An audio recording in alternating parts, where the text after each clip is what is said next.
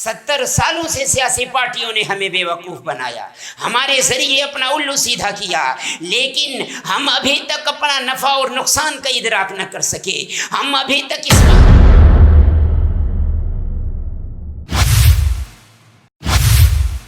اعوذ باللہ من الشیطان الرجیم، بسم اللہ الرحمن الرحیم، لا تہنوا ولا تحزنوا وانتم الاعلون ان کنتم مؤمنین۔ صدق اللہ مولانا الکریم العظیم و صدق رسولہ النبی العظیم۔ میرے محترم بزرگوں اور دوستوں، عزیز ساتھیوں، آج جب ہم اپنی حالت پر نظر ڈالتے ہیں تو ہمیں ہر طرف اداسیوں اور مایوسیوں کے بادل نظر آتے ہیں۔ دنیا کی دوسری سب سے بڑی قوم ہونے کے باوجود آج ہم ہر محاذ پر ناکام اور نامراد ہیں۔ سماجی اعتبار سے، اخلاقی اعتبار سے، معاشرتی اعتبار سے، تعلیمی اعتبار سے، سیاسی اعتبار سے، الغرض کسی بھی پیمانے پر ہمارا جائزہ لے لیا جائے، دنیا کا کوئی بھی معیار لے آیا جائے، کسی بھی معیار پر ہمیں جانچ اور پرکھ لیا جائے، ہم ہر میدان اور ہر محاذ میں ناکام اور نامراد ہیں۔ اگر کوئی معاشرہ اور کمیونٹی تعلیم کے لحاظ سے سب سے پچھڑی شمار کی جاتی ہے تو وہ مسلمان ہے۔ اگر غربت و ناداری کسی قوم کا مقدر بنی ہوئی ہے تو یہاں بھی سب سے پہلا نام مسلمان کا آتا ہے۔ اگر آپسی اتحاد و اتفاق کے فقدان کی بات کی جائے تو اس کا بھی زہر سب سے زیادہ مسلمانوں میں پایا جاتا ہے۔ اگر سیاسی سمجھ بوجھ کے اعتبار سے دیکھا جائے تو اس باب میں مسلمانوں کی حالت انتہائی گئی گزری ہوئی ہے۔ آزادی کو 70 سال ہو گئے لیکن ہم ابھی تک یہ فیصلہ نہ کر سکے کہ ہمارا رہبر کون ہے اور ہمارا رہزن کون ہے۔ 70 سالوں سے سیاسی پارٹیوں نے ہمیں بیوقوف بنایا، ہمارے ذریعے اپنا الو سیدھا کیا، لیکن ہم ابھی تک اپنا نفع اور نقصان کا ادراک نہ کر سکے۔ ہم ابھی تک اس بات کو نہ سمجھ سکے کہ ہمارا رہبر کون، ہمارا رہزن کون۔ سوال یہ ہے کہ آخر وہ امت جس کی رہنمائی کے لیے اللہ نے قرآن نازل کیا، وہ امت جس کو امت محمدیہ کہا گیا، وہ امت جس کو اللہ نے سب سے زیادہ محبوب، سب سے زیادہ عزیز رکھا، وہ امت جس کے آبا و اجداد نے کبھی ستاروں پہ کمندیں ڈالی، وہ امت جس کے آبا و اجداد نے کبھی سمندروں میں گھوڑے دوڑائے، وہ امت جس کی ہیبت سے کیسر و کسریٰ کے محلات لرز جایا کرتے تھے، وہ امت جس کے روب و دبدبہ سے جنگل کے وحشی جانور سہمے ہوئے رہتے تھے، وہ امت جس کے شہر میں درہم و دنانیر کے ڈھیر لگے رہتے تھے، آخر وہ اس دنیا میں اتنی مجبور، اتنی بے کس کیوں؟ آخر غربت و ناداری اس کا مقدر کیوں بن گئی؟ آخر اس امت کی پستی کا راز کیا ہے؟ ہم بھی تو اسی قرآن کو ماننے والے ہیں جس قرآن کو ماننے والے پہلے زمانے کے لوگ تھے۔ ہمارا قرآن وہی، ہمارا نبی وہی، ہمارا دین وہی، ہمارا خدا وہی، سب کچھ وہی ہونے کے باوجود آخر ہمارے ان لوگ آبا و اجداد کی حالت اور ہماری حالت میں زمین آسمان کا فرق کیوں ہو گیا؟ وہ کیوں عرش کی بلندی پر تھے اور ہم فرش کی گہرائیوں کے اندر ہے؟ آخر کیوں ان کی قسمت کا ستارہ زوج ثریا پر تھا اور ہم کیوں تحت ثری کی گہرائیوں میں ہیں؟ مسلمانوں آؤ اپنی اس پستی کا راز قرآن کی آیت میں تلاش کرو۔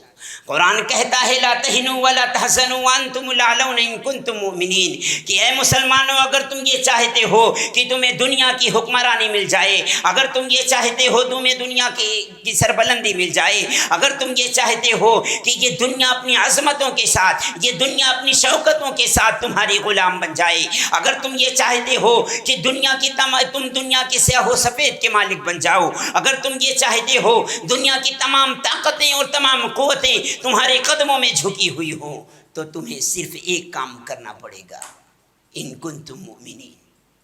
خدا نے جو کچھ بھی آسمان سے نازل کیا ہے تم اس پر عمل پیرا ہو جاؤ۔ خدا نے جو کچھ بھی اپنے قرآن کے اندر بیان کیا ہے تم تن من دھن سے اس پر قربان ہو جاؤ۔ اللہ کے رسول نے جو سنتیں، جو ادائیں تمہیں دی ہے تم اس کو جان و دل سے قبول کر لو۔ اگر تم اتنا کام کر لے گئے انتم الاعلون، تو سربلندی تمہارا مقدر ہوگی۔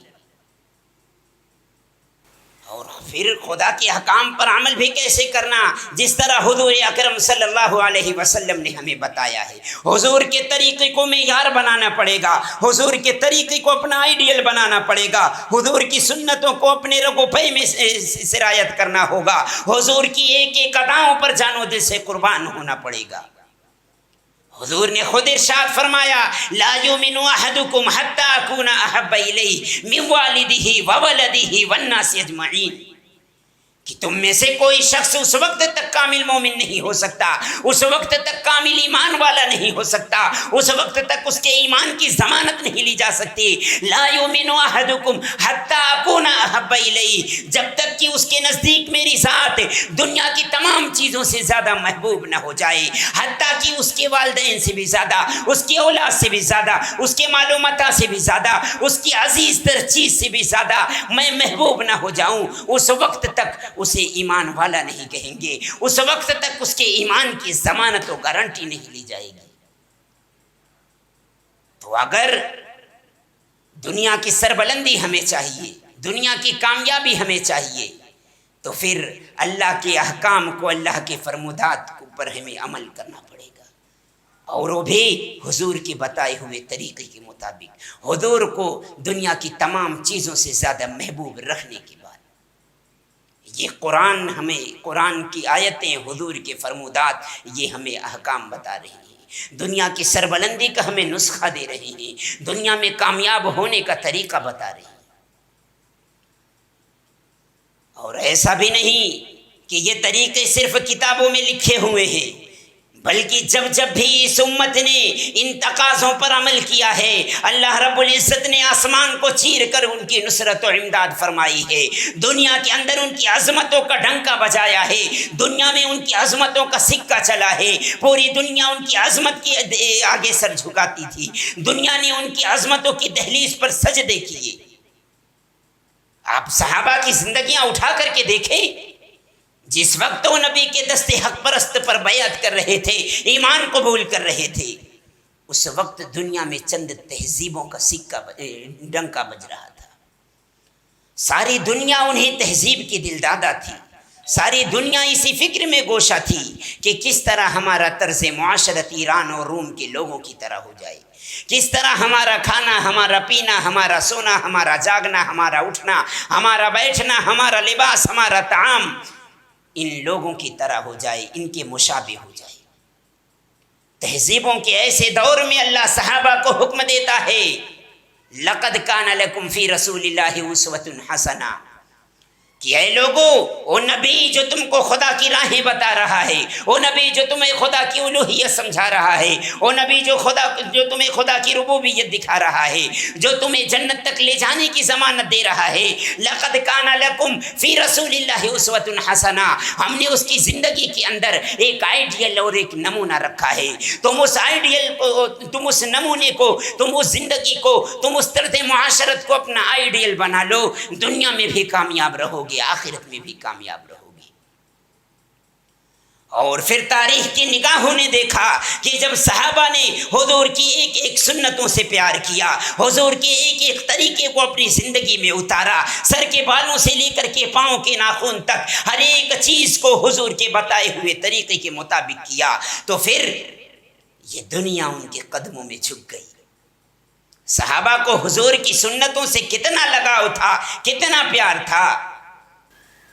کتابوں میں لکھا ہے کہ حضرت حذیفہ ابن یمان انصاری رضی اللہ تعالی عنہ ایک مرتبہ رستم کے مہمان ہوئے، دسترخوان پر حضرت حذیفہ ابن یمان انصاری رضی اللہ تعالی عنہ سے ایک لقمہ گر گیا، آپ نے اس کو اٹھا کر کے کھانا چاہا تو بغل والے نے اشارہ کیا کہ تم کیا کر رہے ہو، تم رستم کے دربار میں بیٹھے ہو، تمام عمائدین و قائدین کی نظریں تم پر گڑی ہوئی ہے، اور اس دربار کا رواج ہے کہ جو چیز دسترخوان پر گر جائے اسے اٹھایا نہیں جاتا، اگر تم دسترخوان سے گری ہوئی چیز کو اٹھا کر کے کھاؤ گے تو یہاں کی نگاہوں، یہاں کے لوگوں کی نگاہوں میں تمہاری عزت کم ہو جائے گی۔ حضرت حذیفہ ابن یمان انصاری رضی اللہ تعالی عنہ جواب دیتے ہیں کہ دسترخوان سے گری ہوئی چیزوں کو چھوڑ دینا یہ رستم کا طریقہ ہوگا، اس کے درباریوں کا طریقہ ہوگا، لیکن میں نے اپنے محبوب کو دیکھا ہے، میں نے اپنے رسول کو دیکھا ہے، میں نے اپنے سرکار کو دیکھا ہے کہ جب بھی دسترخوان پر کوئی چیز گرتی تھی تو میرا رسول، میرا محبوب اس کو اٹھا کر کھا لیا کیا کرتا تھا۔ تو کیا میں ان بے وقوفوں کی وجہ سے میں اپنے محبوب کی سنت کو چھوڑ دوں؟ اترکت سنت حبیبی لاجل ہؤلاء الحمقاء، ان گدھوں اور بے وقوفوں کی وجہ سے کیا میں اپنے محبوب کی سنت کو ترک کر دوں؟ اسی طریقے کا ایک واقعہ اور لکھا ہوا ہے کہ جب صلح حدیبیہ کے موقع پر حضرت عثمان ابن عفان رضی اللہ تعالی عنہ سردار مکہ سے گفتگو کرنے گئے تو ساتھ میں آپ کے چچا زاد بھائی بھی تھے۔ جب گھر سے نکلے ہیں اس وقت حضرت عثمان ابن عفان کا تہبند ٹخنوں سے اوپر تھا۔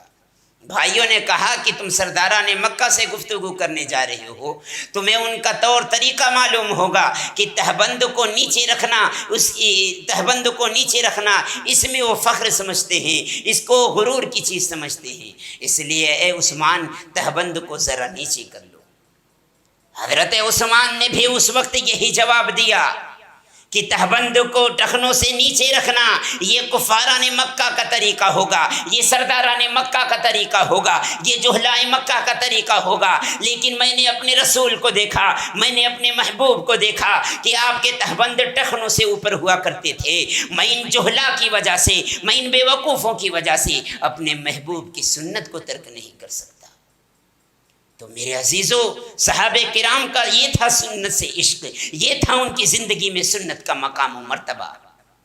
صحابہ کو حضور کی سنتوں سے کتنا لگاؤ تھا، کتنی دلچسپی تھی، کتنا پیار تھا، اس کا اندازہ حضرت ابو بکر کی اس جملے سے بھی لگایا جا سکتا ہے جب آپ نے فرمایا تھا اَيَنْقُصُ الدِّينُ وَأَنَا حَيٌّ۔ حضور نے اپنی وفات سے چند روز قبل حضرت اسامہ بن زید کا لشکر روانہ کیا تھا۔ ابھی وہ لشکر 2 منزل بھی طے نہیں کر پایا تھا کہ خبر ملی حضور اکرم صلی اللہ علیہ وسلم کی طبیعت ناساز ہے۔ لشکر مدینہ واپس آیا۔ حضور اکرم صلی اللہ علیہ وسلم کی وفات کے بعد جب ابو بکر صدیق رضی اللہ تعالی عنہ کو خلیفہ مقرر کیا گیا تو آپ نے سب سے پہلا جو فرمان جاری کیا وہ یہی تھا کہ اسامہ بن زید کے لشکر کو حکم دو کہ وہ روانہ ہو۔ ابو بکر کے اس فرمان نے پورے مدینے کے اندر ہڑکمپ مچا دی تھی۔ ایک تو صحابہ کرام اس وقت حضور کی جدائی میں نڈھال تھے، غموں سے چور تھے، دوسری طرف ارتداد کی خبریں پے در پے آ رہی تھی، تیسری طرف یہ خطرہ تھا کہ کہیں دشمنان اسلام جو برسوں سے مدینہ پر نگاہیں ٹکائے ہوئے ہیں کہیں حضور کی وفات سن کر وہ مدینہ پر حملہ نہ کر دیں۔ ان تمام چیزوں کو دیکھ کر مصلحت کا تقاضا یہ ہے کہ اسامہ کے لشکر کو ابھی مدینہ میں روکا جائے، اسامہ کے قیام کو مدینہ میں دراز کیا جائے، اسامہ کو روانہ ہونے کا حکم بھی نہ دیا جائے۔ کبار صحابہ نے ابو بکر کو یہ مشورہ دیا، عمر نے بھی یہی مشورہ دیا، علی نے بھی یہی مشورہ دیا، مگر ابو بکر صدیق رضی اللہ تعالی عنہ تمام مصلحتوں کو کے پردوں کو چاک کرتے ہوئے فرمایا اَيَنْقُصُ الدِّينُ وَأَنَا حَيٌّ، کہ دین لٹتا رہے، دین برباد ہوتا رہے، ابو بکر زندہ رہے، یہ ناممکن اور محال ہے۔ جس کام کو نبی نے جاری کیا، جس لشکر کو نبی نے روانہ کیا، جس اسامہ بن زید کے لشکر کو حضور نے بھیجا تھا، ابو بکر میں وہ سکت نہیں، وہ طاقت نہیں کہ اس لشکر کو مدینے میں مزید قیام کر سکے۔ اس لیے اسامہ کا لشکر جسے حضور نے روانہ کیا تھا وہ تو روانہ ہو کر کے رہے گا، کہا مدینے کے اندر کچھ بھی ہو جائے، دنیا کی تمام طاقتیں، تمام قوتیں مدینہ میں ٹوٹ پڑے، تل پڑے، اس کے باوجود بھی ابو بکر اسامہ کے لشکر کو روک نہیں سکتا، کیونکہ یہ وہ لشکر ہے جسے حضور نے روانہ کیا تھا، اور جس کام کو حضور شروع کر دے، جس کام کو حضور کر دے، ابو بکر میں وہ طاقت کہاں، ابو بکر میں وہ تاب کہاں کہ اس کو ابو بکر روک سکے۔ میرے عزیزو، حضور کی سنتوں سے صحابہ کا یہ لگاؤ تھا، حضور کی سنتوں سے صحابہ کو یہ محبت تھی۔ جب صحابہ نے حضور کی سنتوں سے یہ لگاؤ رکھا، حضور کی سنتوں سے یہ محبت رکھی، تو اللہ نے بھی وَأَنْتُمُ الْأَعْلَوْنَ إِن كُنتُم مُؤْمِنِينَ کا مژدہ سچ کر دکھایا۔ صحابہ نے جہاں بھی قدم رکھ دیا، فتح و ظفر نے ان کے قدم چومے۔ جس جگہ انہوں نے قدم رکھ دیے، کفر و شرک کی گھنگھور گھٹائیں چھٹ گئی، ایمان کی بادیں بہاری چلنے لگی۔ دنیا کے اندر صحابہ نے جو کچھ بھی کر دیا، دنیا کے لیے وہ فیشن بن گیا۔ صحابہ نے جو کچھ بھی کر دیا، دنیا کے لیے وہ تہذیب بن گیا، دنیا کے لیے تہذیب و تمدن کا ایک نمونہ بن گیا۔ صحابہ کے نام پر دنیا کی تمام طاقتیں، تمام قوتوں کے اندر ہیبت طاری ہو جایا کرتی تھی۔ صحابہ کا نام سن کر افریقہ کے جنگل میں وحشی جانوروں میں ہیبت طاری ہو جایا کرتی تھی۔ یہ سب کیوں ہوا؟ اس لیے کہ انہوں نے حضور کی سنتوں سے پیار رکھا، حضور کی سنتوں کو اپنی زندگی کا نصب العین بنایا۔ میرے عزیزو، آج ہم اپنی حالت کا جائزہ لے لیں۔ ہم دیکھیں کہ ہماری زندگیوں میں حضور کی سنت کتنی ہے۔ ایک طرف ہم اپنی ذلت و رسوائی دیکھیں، دوسری طرف اپنی زندگیوں میں حضور کی سنت دیکھیں۔ ہمیں اپنی ذلت و رسوائی کا سبب واضح طور پر معلوم ہو جائے گا۔ ہمیں اپنے آبا و اجداد سے کوئی نسبت نہیں، وہ سنتوں کو دل دادا تھے اور ہم سنتوں کے دشمن ہیں۔ ہماری زندگی میں سنتوں سے کوئی مطلب نہیں، ہماری زندگی میں سنتوں سے کوئی سروکار نہیں، ہماری زندگی سنتوں سے یکسر خالی۔ ہمیں حضور کے طریقے سے کوئی محبت نہیں، ہمیں حضور کی اداؤں سے کوئی محبت نہیں۔ آج ہماری زندگی ہمارے سر کے بالوں سے لے کر کے پاؤں کے ناخن تک ہر چیز غیروں کے مطابق ہے۔ غیروں نے پھٹی ہوئی پینٹ پہنی، ہم نے اس کو اختیار کر لیا۔ آج دنیا میں کون سا ایسا فیشن ہے جو مسلمانوں میں نہیں پایا جاتا؟ فیشن کے نام پر آج مسلمانوں سے کچھ بھی کرایا جا سکتا ہے اور دنیا کرا بھی رہی ہے۔ روز نئے نئے طریقے، نئی نئی چیزیں دنیا فیشن کے نام پر ایجاد کرتی ہے اور مسلمان آنکھ بند کر کے اس کے پیچھے روانہ ہو جاتا ہے۔ ابھی چند دنوں قبل فیشن چلا کہ بالوں کو اس طرح کاٹا جائے، ادھر سے باریک کیا جائے اور اوپر کیا ہے چھوڑ دیا جائے۔ مسلمان نے یہ بھی دیکھنا گوارا نہ کیا کہ اس طرح بال رکھنے میں انسانی شکل بندر جیسی دکھتی ہے یا بن مانوس جیسی دکھتی ہے۔ اس کو اس بات کی کوئی فکر نہیں، بس یہ دنیا کا فیشن ہے، اچھا لگے یا برا لگے، اگر فیشن ہے تو اسے قبول کیا جائے۔ دنیا نے فیشن جاری کیا کہ پھٹی ہوئی پینٹ پہنی جائے، پھٹی ہوئی جنسیں پہنی جائے۔ مسلمان نے یہ بھی دیکھنا گوارا نہ کیا کہ اس کے پہننے سے شکل کتنی بھونڈی لگتی ہے، بس فیشن ہے تو اختیار کیا جائے۔ مسلمانوں، سوچو تو صحیح، تمہارے پاس ایک مرتب دستور حیات ہے، تمہارے پاس رسول کی ایک سیرت ہے، تمہارے پاس رسول کا ایک طریقہ ہے، تمہارے پاس رسول کی ادائیں ہیں، تمہارے پاس رسول کی سنتیں ہیں، اور وہ سنتیں بھی ایسی کہ اگر اسے اپنایا جائے تو یہ دنیا بھی سنورے گی، عقبہ بھی سنورے گی۔ اگر اس کو اپنایا جائے دنیا بھی کامیاب ہوگی اور عقبہ بھی کامیاب ہوگی۔ اگر اس کو اپنایا جائے تو یہ دنیا، تمہاری تہذیب، تمہارا تمدن کہلائے گی، دنیا تمہارے پیچھے بھاگے گی، دنیا تمہاری غلام بنے گی۔ اس لیے مسلمانوں، ہوش کے نہ کھول لو اور غیروں کے طریقوں کو یکسر چھوڑو، اور یاد کرو دنیا کا کوئی بھی طریقہ فیشن کے نام پر جاری کیا جائے، اس طریقے کے اندر حسن ہو ہی نہیں سکتا۔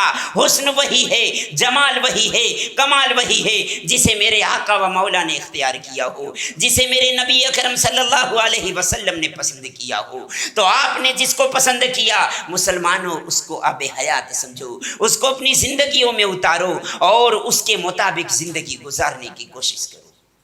اگر اتنی بات کر لی، رب ذوالجلال کی قسم، قرآن کہتا ہے ان کنتم مومنین، اگر تم مومن ہو، رسول کی سنتوں کے دل دادا ہو، رسول کی سنتوں کے مطابق زندگی گزارنے والے ہو، انتم الاعلون، تو اس دنیا کی کامیابی، دنیا کی سربلندی ہم تمہارے قدموں میں ڈال کر